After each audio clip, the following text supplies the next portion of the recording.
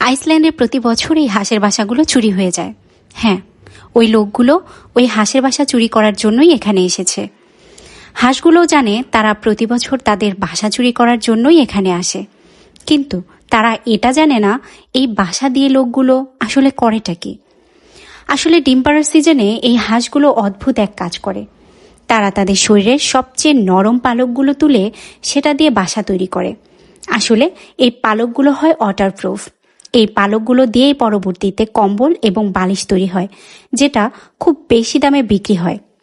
এজন্যই ডিম পাড়ার সিজনে তারা এই জায়গায় যায় হাঁসের পালক সংগ্রহের জন্য।